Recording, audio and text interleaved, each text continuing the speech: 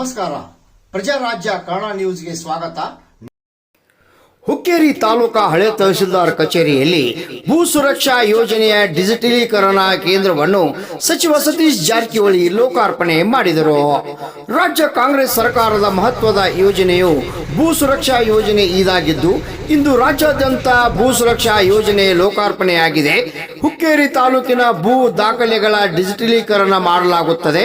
ಹಳೆಯ ದುಸ್ಥಿತಿಯಲ್ಲಿ ಇರುವ ಭೂ ದಾಖಲೆಗಳನ್ನು ಡಿಜಿಟಲಿ ಮಾದರಿಯಲ್ಲಿ ಸರಿಪಡಿಸುವುದೇ ದಾಖಲೆಗಳ ಕೊಠಡಿಗಳಲ್ಲಿ ಜನರಿಗೆ ಭೂ ದಾಖಲೆಗಳನ್ನು ವಿತರಣೆ ಮಾಡುವ ಕೆಲಸ ಮಾಡಲಾಗುವುದು. ಸ್ವಾತಂತ್ರ್ಯ ಪೂರ್ವ ಮತ್ತು ನಂತರದ ಭೂ ದಾಖಲೆಗಳು ಸಹ ಡಿಜಿಟಲೀಕರಣ ಮಾಡಿ ರಕ್ಷಿಸಲಾಗಿದೆ ಎಂದರು.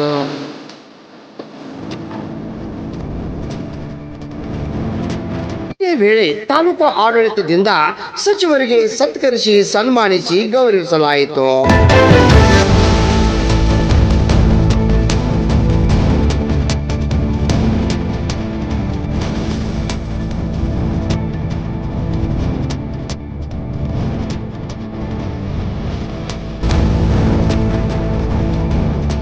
ದಾಖಲೆ ಪಡೆಯಲು ಜನರು ಕಚೇರಿಗೆ ಅಲೆದಾಡುವಂತಿಲ್ಲ, ನೇರವಾಗಿ ಜನರಿಗೆ ಸಿಗುತ್ತದೆ.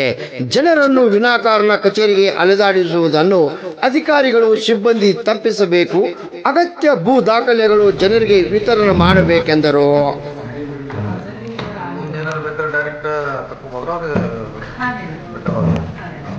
ಈಗ ಇಮಿಡಿಯೇಟ್ ಈಗ 50% ಆಗುತ್ತೆ, ಅದಂತೂ ಯಾವ ದೇಶ ಮುಟ್ಟ ಡಿಸ್ಕಷನ್ ಕೊಡ್ತೀವಿ. ಬಟ್ ಈ ಮೇಲೆ 50% ಆಗೋದ್ರೊಳಗಡೆ ಯಾವಾಗ ಬಂದು ಅಂದರೆ ಅವ್ರು ಇಮಿಡಿಯೇಟ್ ಅವಾಗ ಸ್ಕ್ಯಾನ್ ಮಾಡಿ ಕೊಡೋದು ತಗೋಬೋದು. ಅಪ್ಲಿಕೇಶನ್ ಹಾಕಿ ಮಾಡಿದ್ರೆ ಆಮೇಲೆ ನಾವು ಕೊಟ್ಬಿಡ್ತೀವಿ. ಆ ಸ್ಕ್ಯಾನರ್ ಹಾಂ 5.5 ಲಕ್ಷ 5,43,000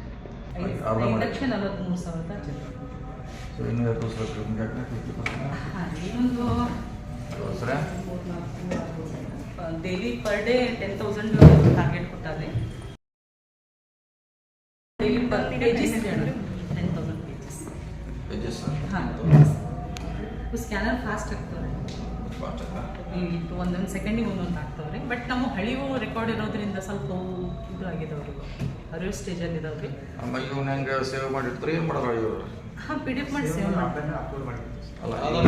ಹಾರ್ಡ್ ಕಾಪಿ PDF ಮಾಡಿ ಸೇವ್ ನೀವು ಏನು ಮಾಡಬೇಕಲ್ಲ, ಅದಕ್ಕೆ ಸಪ್ರೇಟ್ ರ್ಯಾಕ್ ಅಲ್ಲಿ ಒಳಗಡೆ ಏನು ಪ್ಯಾಕ್ ಮಾಡಿ ಹಾಗೆ ಕವರ್ ಆಗಿ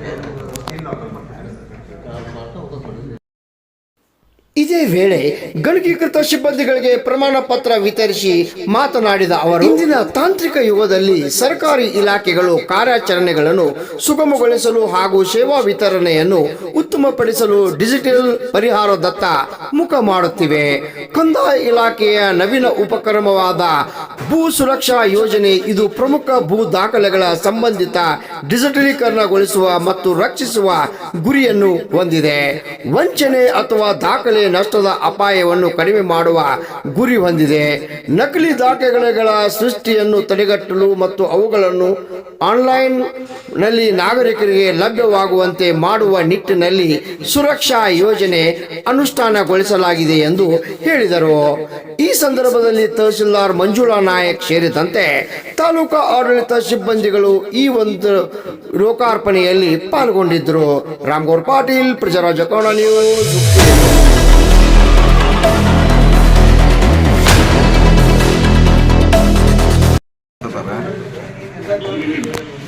ಡಿಜಿಟಲೈಸ್ ಮಾಡ್ತಾರೆ. ಸೊ ಹಳೆ ಪೇಪರನ್ನು ರಕ್ಷಣೆ ಮಾಡಲಿಕ್ಕೆ ಸರ್ಕಾರ ಒಂದು ಹೊಸ ಯೋಜನೆ ತಂದಿದ್ದಾರೆ. ಸೊ ಇನ್ನು ಮುಂದೆ ನಾವು ಹಾರ್ಡ್ ಕಾಪಿ ತಗೋದ ಅವಶ್ಯಕತೆ ಇಲ್ಲ. ಸೊ ಇನ್ನೇನಿದ್ರು ಆನ್ಲೈನ್ನಾಗೆ ತಗೊಳ್ಳಿಕ್ಕೆ ಅವಕಾಶ ಮಾಡಿಕೊಟ್ಟಿದೆ ಸರ್ಕಾರ. ಸೊ ಅದು ಒಳ್ಳೆಯ ಸ್ಕೀಮ್ ಇದೆ. ಈಗಾಗಲೇ 50% ಮಾಡಿದ್ದಾರೆ, ಇನ್ನೊಂದು 50% 3-4 ತಿಂಗಳಾಗೆ ಮಾಡ್ತೇಳಿ ಆದರೆ ಒಳ್ಳೆಯದು, ಜನಕ್ಕೆ ಅನುಕೂಲ ಆಗುತ್ತೆ. ಅವ್ರು ಎಲ್ಲಿದ್ದಲ್ಲಿ ಅಲ್ಲಿಂದನೇ ಅವರು ತೊಗೋಬೋದು ಕೂತೆ.